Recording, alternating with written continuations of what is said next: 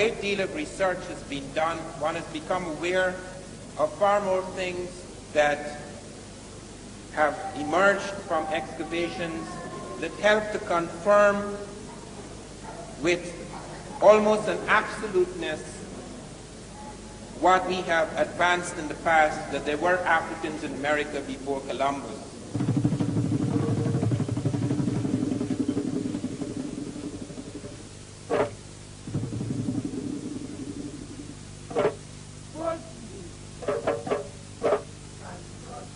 They came to America not as slaves but as masters. I am not the first to suggest there were Africans in America before Columbus, nor is anyone in the modern period. Columbus is the first man to suggest it. In his diaries, and there is a marvelous book, a huge book, a trilogy in fact, published in 1904 by John Boyd Thatcher, 3 volumes. It covers more than 1,200 pages, which deals with all the diaries and voyages and journals of Columbus, in which he points out that on his second voyage, Native Americans of Haiti, which was then known as Hispaniola, came to him and told him that black people had come in large boats from the south and the southeast, trading with the Americans in gold-tipped metal spears. Columbus did not believe this, perhaps, but he did a very cautious thing, which is very important to us, in that he sent samples of these metal spears back to Spain. And they were assayed, they were examined by the Spanish metallurgists, and they ruled that these spears had the same ratio of gold, silver, and copper alloys as spears then being forged in African Guinea. Furthermore, the Portuguese told Columbus when he returned from his first voyage, the Portuguese told Columbus that they were aware of Africans leaving from the Cape Verde Islands and going far to the west with merchandise in large boats. There are 2 things to bear in mind here. First of all, the Portuguese were aware of African navigation because the Portuguese had been in Africa since around 1450. They in fact had clashed with the Gambian Navy. The Portuguese also were aware of a landmass to the south as a result of African movements, which will come up later in my talk. And furthermore, Columbus had married a Portuguese woman. He had been to Africa in 1484 at the Portuguese fort at San Jorge de Minas. His brother Bartholomew had married a Portuguese. They were both aware of the Portuguese court, and in fact, they had been trying to get the Portuguese to finance their journey across the Western Ocean before he went to the Spanish courts.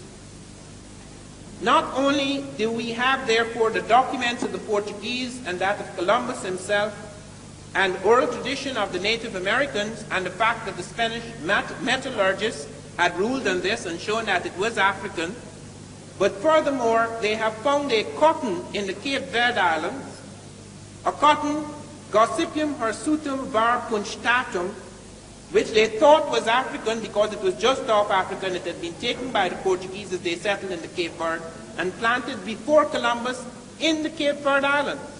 When it was examined, the cytogenics of the cotton showed that it was not African, it was some cotton grown in the Caribbean and South America, which means cotton which had been grown in the Caribbean and South America had got into Africa before Columbus. How? Not only that, botanical evidence, but the navigational evidence shows, the oceanographic survey of the ocean shows that just off the Cape Verde there is a current that takes you to South America. There are 3 major currents off Africa, about 100 miles off the African coast, that take you automatically to America. Once you are caught in those currents, whether you planned it or not, you have to get to America unless the fish get you first. Anything that remains afloat is pushed towards America. Off the Cape Verde Islands, the current takes you onto the northern tip of South America, into the Caribbean, into the Gulf of Mexico. If you're off the Senegambia, it takes you to South America, into the Caribbean, into the Gulf of Mexico. If you're off the southern coast of Africa, it takes you towards South America, and you could fall into the currents that take you into the Caribbean, into the Gulf of Mexico. The evidence shows that, and I will leave the Columbus period aside for a moment, the evidence shows that there were Africans American not only before Columbus, but before Christ. And it has been carbon dated, and we can establish this beyond the shadow of a doubt. The reason why history has to be reconstructed in the Americas and in Africa in the way it is done now is because we cannot use the same historical methods that are used in Europe. Europe has had the enormous advantage of the conquest in that its libraries have remained fairly intact for many centuries. Our libraries have been shattered, and it's not a question of the lack of libraries. In the Americas alone, there were thousands of books. Only 3 major American books survive, and they're not even in America. They're in Germany, they're in Spain. 3 books survive. One of them is the Popol Vuh, the Bible of the Quiche Maya. You have the Titulo Koyoi, which Jairus Boy mentions. You have other codices. These things are the few things that survive. The destruction of libraries in Egypt, the sack of Alexandria, which destroys, as I pointed out this morning, perhaps 500,000 documents. The destruction of the Moorish documents in which blacks were involved, not just blacks. You have Arabs of different complexions and races perhaps, but you have an Arab-African thing in the Moorish domination of Europe.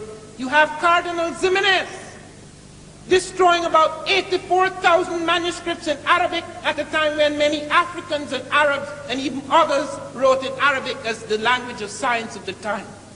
And Timbuktu was razed to the ground twice. So it's not just the absence of documents, but the destruction of documents. Fortunately, history does not leave its mark only on written documents. History leaves its mark on everything. If you do not find the books, there are scripts. If you do not find, there are skeletons, there are sculptures, there are plants. There are many things that have left their mark, and that is the reason why we reconstruct history by going to all of those strands, into all of those avenues. It is not an historical method. It is the only valid, genuine historical method to reconstruct the fragmented history of Africa and America. In the case of Columbus, for example, why is it we who are so familiar with the voyages of Columbus are not aware of the fact that Columbus never touched the American continent? Why are we not aware of the fact that Columbus remarked on this matter, not just once? Several times he mentioned on his 3rd voyage that he went along the coast of Africa, that he stopped in the Cape Verde for several days looking for black animals because he found both the Africans and the Native Americans in the Caribbean were sacrificing black animals, and he wanted to please them with a black animal as a gift. That he wandered further, finding no such black animals. He wandered further into the Senegambia current and was swept. He said he had 6 ships, 3 were sent on the normal route, and he was swept on the Senegambia current, making it in far less time, but under grievous conditions because the Europeans were totally unaccustomed to the great sun burning down upon them in tropical latitudes. And Columbus reports how the heat was so great in the equatorial regions as he took the African route that the caskets burst, the meat roasted and putrefied, and that he feared for the life of his men and himself if rain had not fallen. All these things are recorded in the document. They're just the sides. They're just the sides, things dismissed, pushed aside, until we put together the botanical evidence, Gossypium, Hirsutum var Punchtatum, the metallurgical evidence that the Spanish metallurgists had assayed the metal spheres and showed them to be African, the navigational evidence, because the currents move in that direction, and the Portuguese had noted the Africans had the navigational capacity and were actually setting out from the Cape Verde. The documented evidence, both of Columbus himself and of the Portuguese, the oral tradition of the Native Americans, all of these things are there. until we pull them together, they make no sense, because they're constantly being thrust aside, because they suggest Africans are where they should not be. Let me deal not with that early period, because I merely pointed out as an example of the method that is used to reconstruct history, and that it is a valid and legitimate method, and the only method that is available to us now because of the great destruction of documents. It was in 1858 that peasants in the village of Tres Zapotes in the Gulf of Mexico discovered an enormous stone head. This stone head weighed 10 tons, just a head, 10 tons. It was made of basalt stone, and it had vividly Africoid features, as Dr. Matthew Sterling was later to comment on it nearly a century later, that it was vividly African, vividly Negroid was his term. It had broad nose, very full lips. It was clearly one of the classical African types. It had a helmet, which had never been seen on any sculpture found that so far in Americas. Close by it was found a stele, which indicated a date of about 291, November the 4th, 291 BC, 291 years before Christ. They were not sure, however, if that date necessarily related to the head. And at that point in time, no archaeology, no serious archaeology had been done in America. However, in 1938, a scientific expedition set out from the Smithsonian Institute, University of California, and the National Geographic, and they found that head again. They not only found that head, but the following year they proceeded to another spot, La Venta, where someone noted they had seen a similar head, and they dug up 4 heads at La Venta. Between 1939 and 1940, 4 heads were dug up at La Venta, and again it was the same thing. Enormous heads, 6 to 9 feet high, just a head, weighing between 10 to 40 tons in weight, having African-type features, and the same type of helmet, as Jairasboy has pointed out. You could find it at Tanis in the Egyptian Delta, with a flap falling along the side of the head.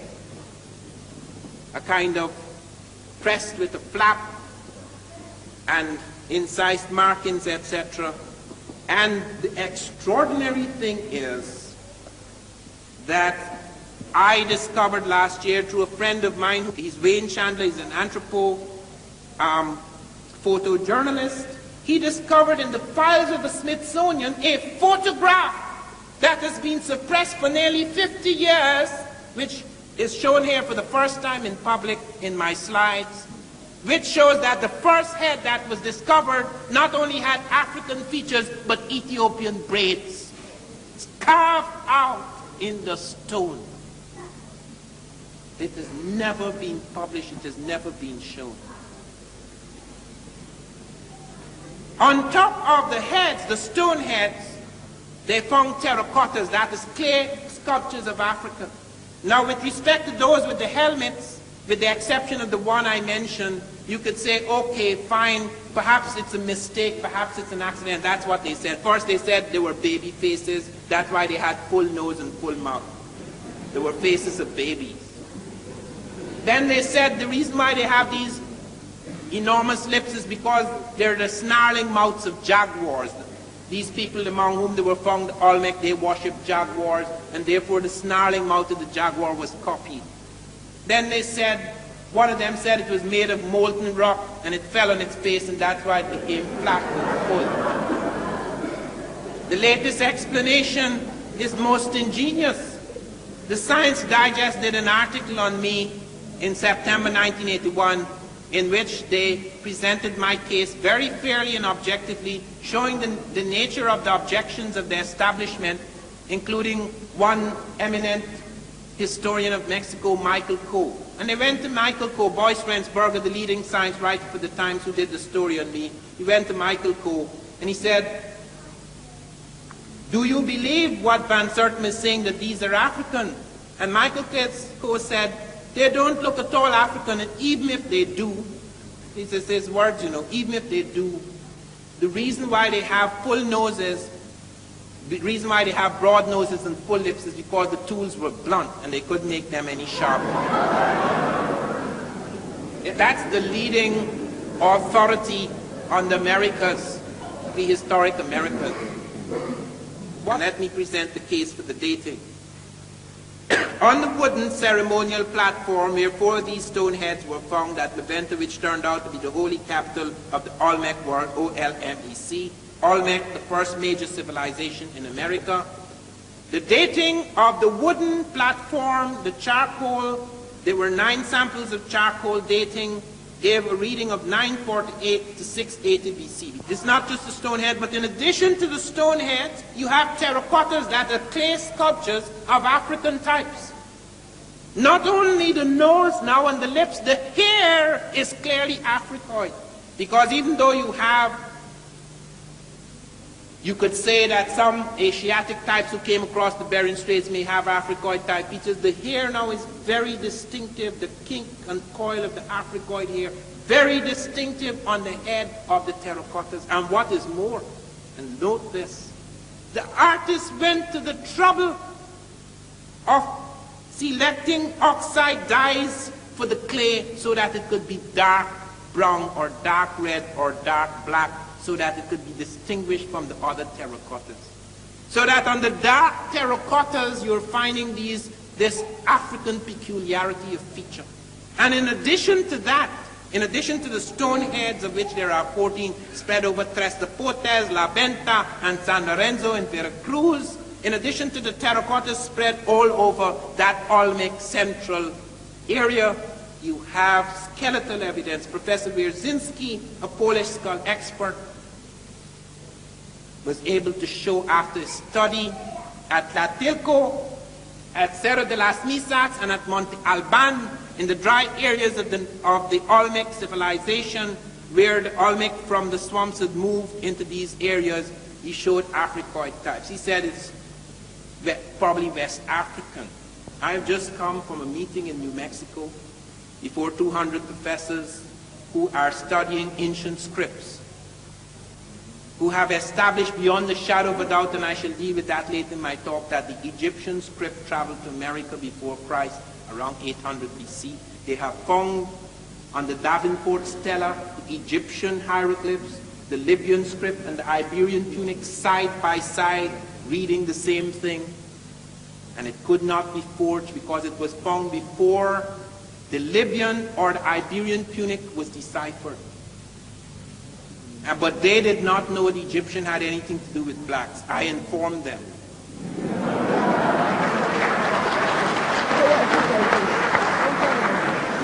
Because the Reader's Digest had a big article after my book turned out. Europeans in America, 800 BC, the same period that I had pointed to. Europeans in America before Christ. Who are these Europeans? The Egyptians. It's taken for granted in most of these circles that Egyptians have nothing to do whatsoever with Negroes. In the Olmec world, as I say, you have this corroboration of evidence, the skeletal evidence in the dry areas, because in the swampy areas no skeletal evidence survived. Rasboy has pointed to a very important thing, that is the possibility even of mummification in the Olmec world, but because the skeletons were not preserved, we find it in a statue where you have the rib cage outlined, the hands close together, the fingers open, the shroud, etc., just like in the Egyptian world. Nowhere on earth, on any archaeological site, could you find a corroboration of so much evidence. Stone heads representing a distinct physical type, terracottas representing the same type with the texture of hair and coloration of skin, and skeletal evidence representing that type, as high as 13.5% at Tlatilco, going down to 4.5% at Monte Alban. And you yet deny the existence of that type because it involved African and it could not be there. The general assumption, the conventional assumption, is that only Europeans and Asiatics can move. Africans do not migrate. Hence, if you find them outside of their milieu, or you find them doing something unusual, Either someone moved them, as Jeffries pointed out to me, someone brought them there. Even Wiener, Leo Wiener, the pioneer in this subject, who in the 1920s at Harvard recognized through a study of philology that there were Africans in America before Columbus. What Wiener was trying to show is that the Africans were merely bringing over Arab Islamic ideas and concepts and culture. The Africans had no culture, therefore, until the Arabs came. So even he, although he was showing there were Africans in America before Columbus, he was really saying that they had been porters or paddlers and they had brought over another man's cultural electricity. We have to be very careful to note that even with new discoveries, the script for the African is still not rewritten. Okay, so some Africans came to America before Columbus, so what? What did they do? Thank God they've changed the tune, because now I'm going to show what they did. Because we have evidence of what they did do, because it leaves marks. The first pyramid to appear in America appears right at La Venta, on the very same ceremonial platform where the stone heads first appear. In the first of the sequence, although they find later Tresopotis and San Lorenzo, the first of the sequence of the stone heads is at La Venta, and both the conical pyramid as well as the step pyramid appear. They said, well, but the functions are not the same. It's just a temple in America, it's a tomb in Egypt. That is not true. We have found many, many pyramids could be cited in America which serve both as tomb as well as temple. And in Egypt, many of the great pyramids have temples adjoining. So they have both the tomb and temple combination. And the great ones, the very great ones, the one at Teotihuacan in Mexico and the one at Giza or Gizeh in Egypt, they not only have the same base, the identical base, but they also have the third function, the geodetic marker, or the use of the movable capstone for astronomy, the notches, etc. They said at first that the Teotihuacan pyramid was 1 meter off from the Egyptian pyramid. Now they're allowing that meter because of mistakes in the reconstruction and excavation. It means it's roughly the same base as the Egyptian pyramid. I'm not saying Africans built the pyramid in America, don't misunderstand me. I am saying ideas and influences were carried forward by that migrating group.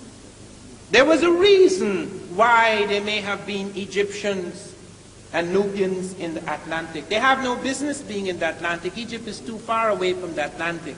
But there were reasons at that time, 3 reasons.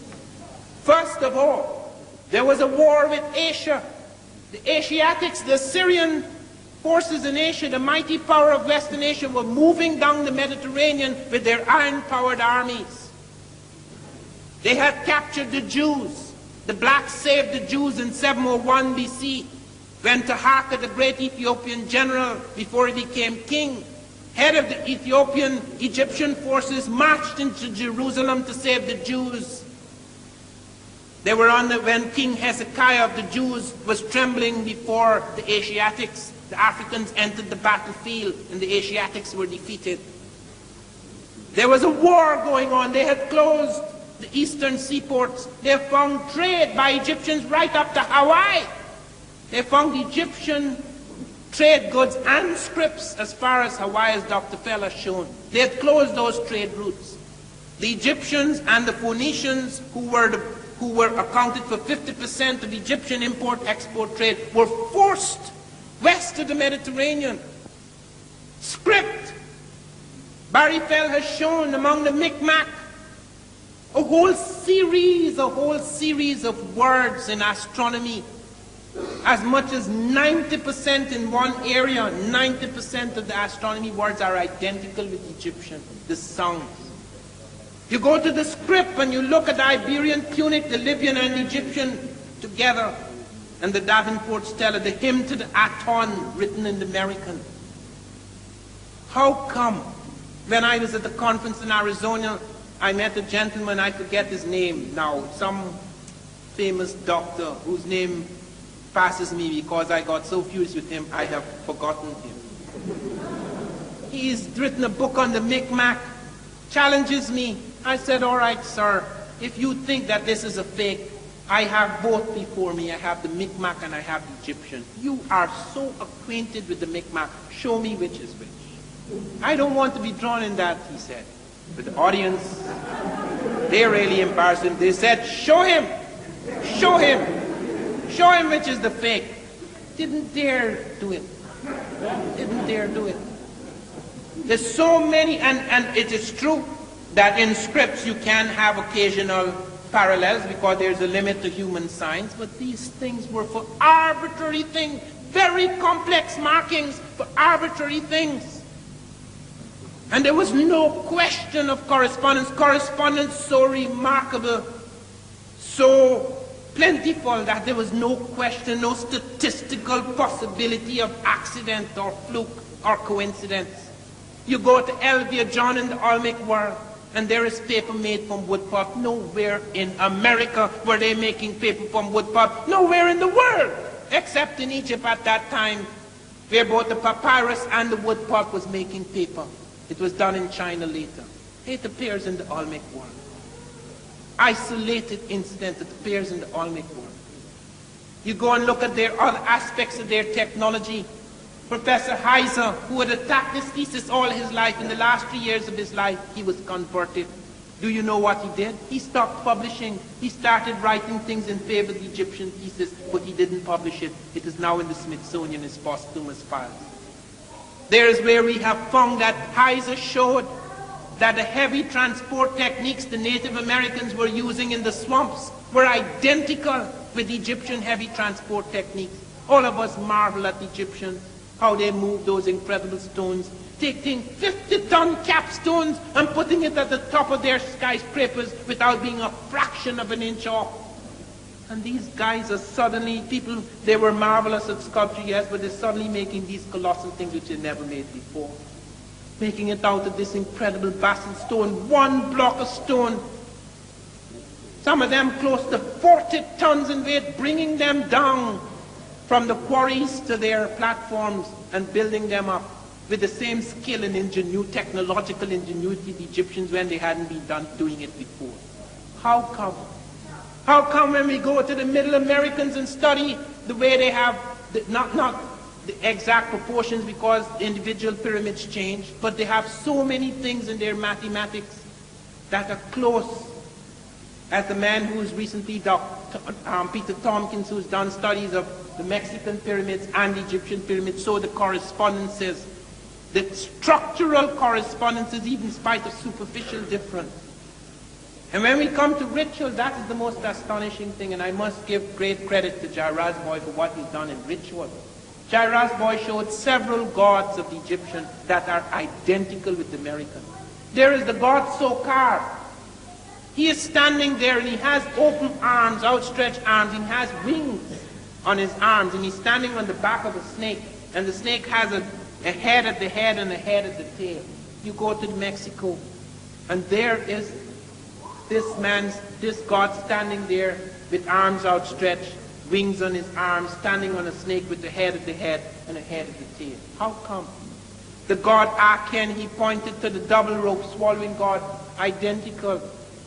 The faceless Aken with the swallowing the double rope, there in Mexico in the Olmec world. He shows feathered sunshades, made of 3 concentric circles, 3 colors. These are very detailed things. These are very complex correspondences. They're not flukes.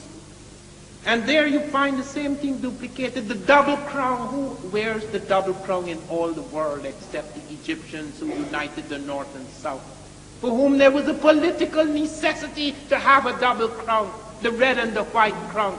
And there among the Olmec, we found 2 examples of it now. Chief dignitaries wearing a double crown. The flail, the crook, you find it on the Olmec dignitaries as among the Egyptians. The use of purple, we have found the codex. A codex is recent, Natal Codex, showing pictures of black-skinned as well as red-skinned kings in ancient America.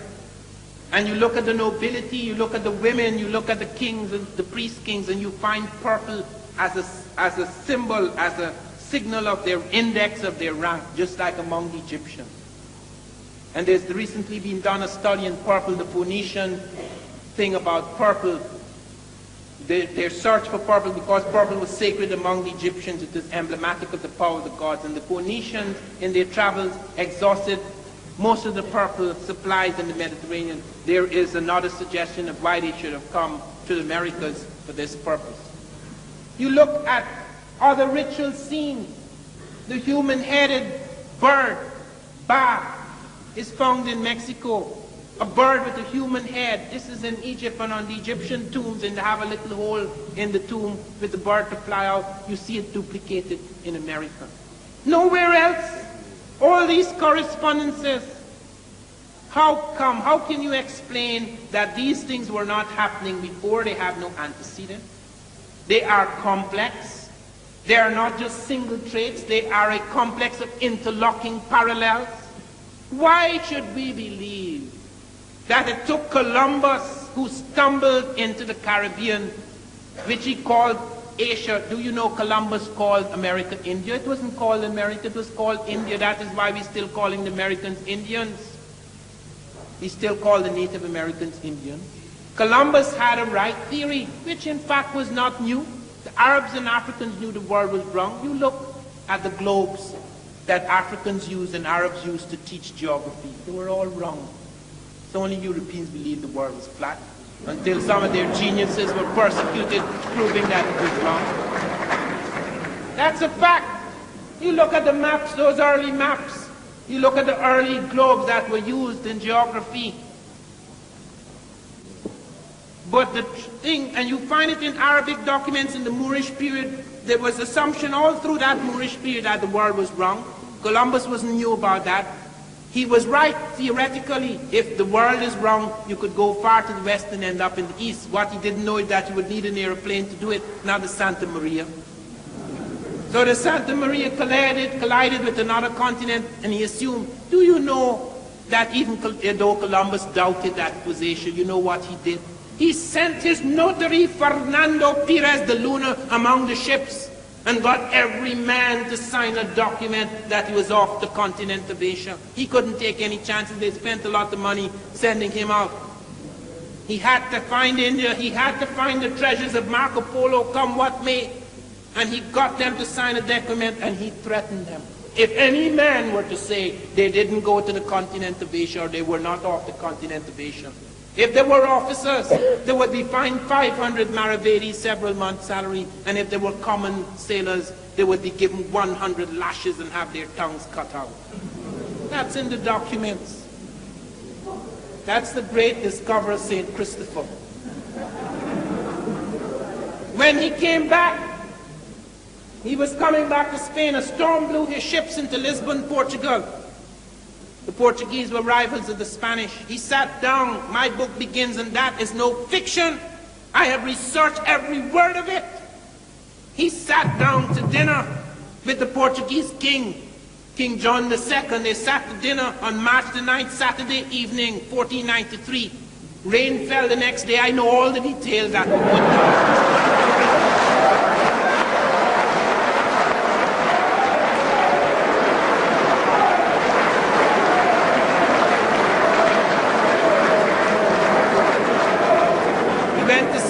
King John's queen in Villafranca on the left bank of the Tagus on Monday, I don't know what for.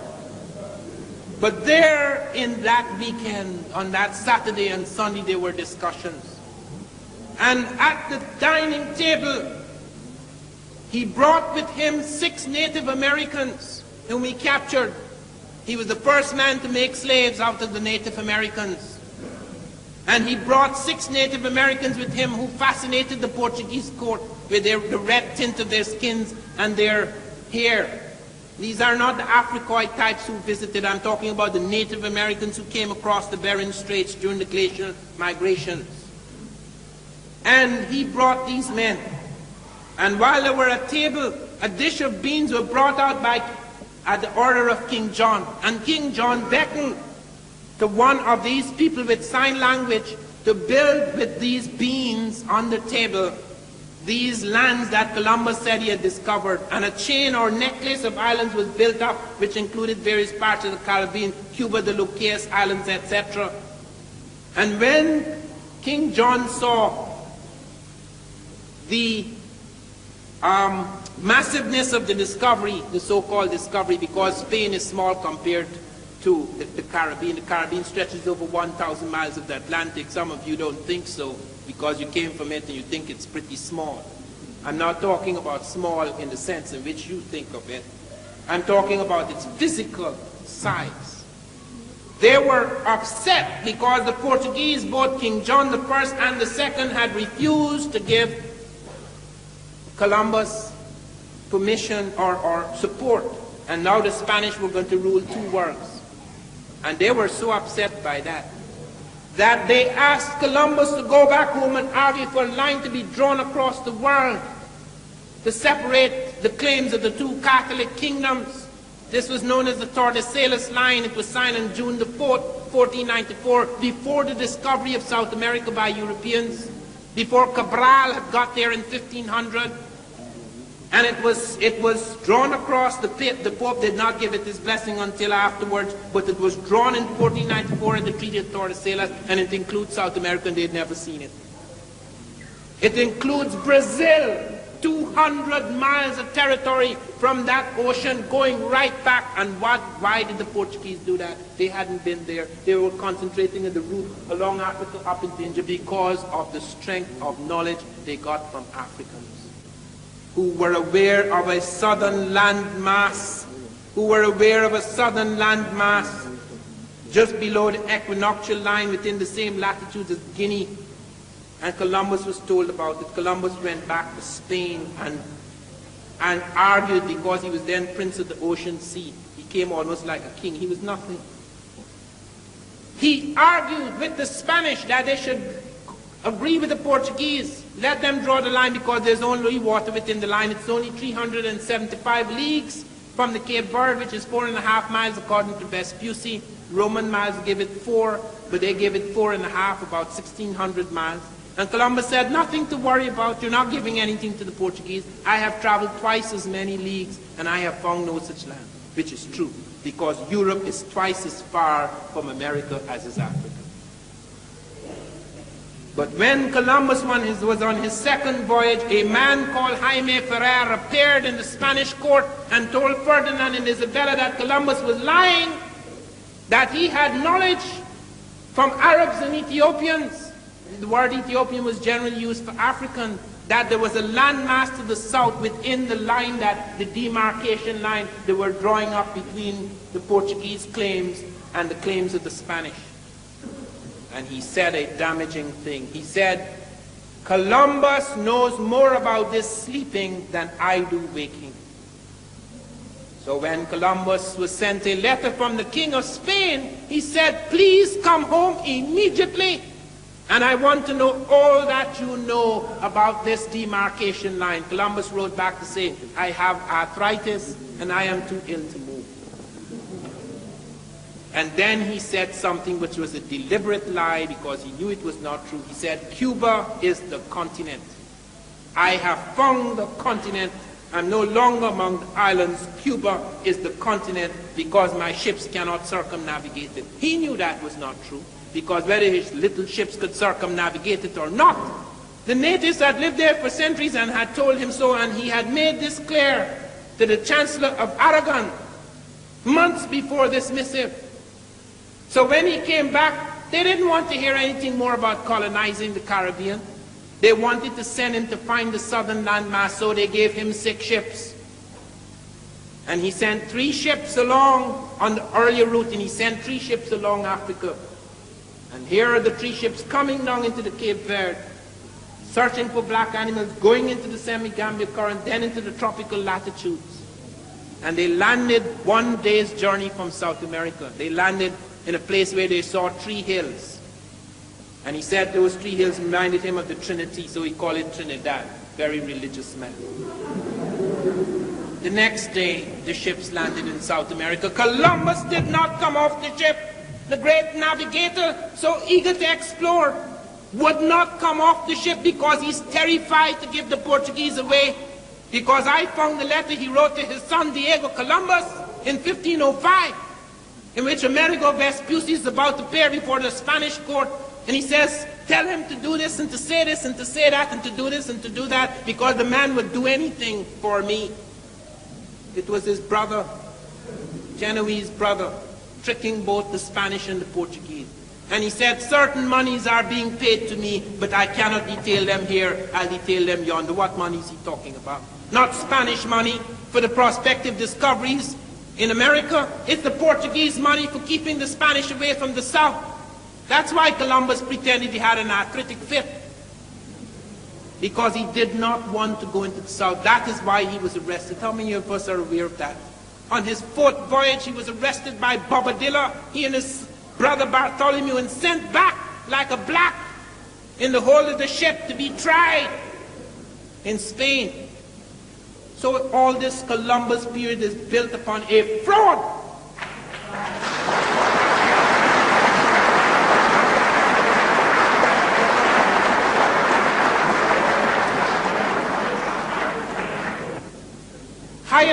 Thor Heyerdahl, the Norwegian explorer, took a papyrus reed boat, which the Egyptians had used and the Ethiopians had used on their inland lakes and elsewhere. And he showed that the curves of this boat showed that it could cross the ocean. It wasn't just for inland shipping, and it was used 800 years before Christ. And he said it can cross the Atlantic. And scientists scoffed at him. Scientists took the papyrus reed and they said, if you put it in a tank, it will sink. And they put it in the tank and it sank. And Heyerdahl said, if I took a piece of the Queen Mary, which is made of iron, and put it in a tank, it would also sink.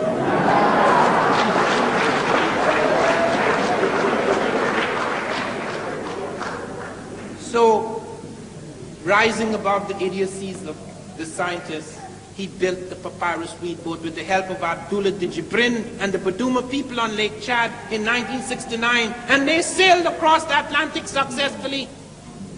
They only got in trouble off Barbados because the Africans had cut a rope which was attached to the bow and the deck. And they cut that rope thinking it merely had to do with curvature and of the bow. In fact, it was a flotation device. That was the only mistake they made. When the Aymara Indians, without the help of African experience, rebuilt the identical boat, because on Lake Titicaca in South America, the identical boat was being used that was used by the Egyptians. They crossed the Atlantic in the Ra 2.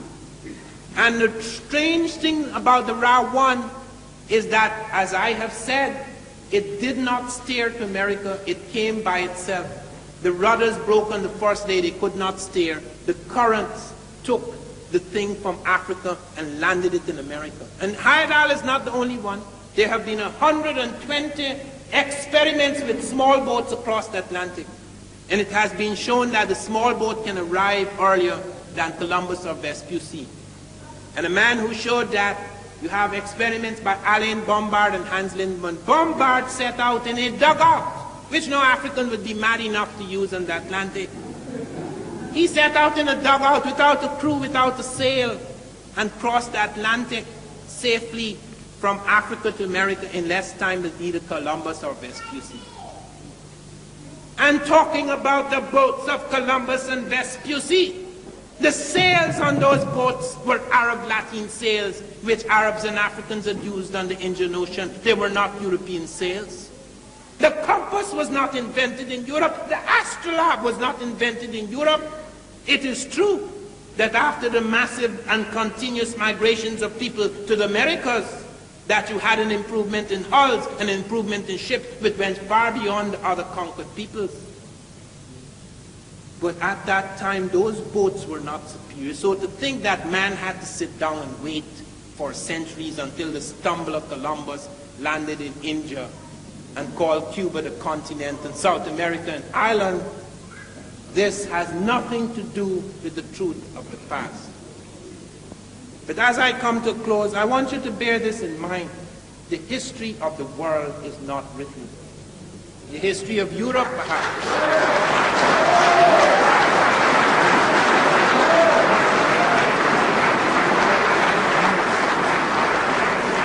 There remains a great deal to be done. There's a whole world out there. Every time I go back into Mexico, extraordinary things are found. They found the pyramid of Comalcalco with bricks, with various writings, both scripts thereon, which has recently been found. A whole new set of things are emerging. This is not a finished chapter. This is no closed chapter.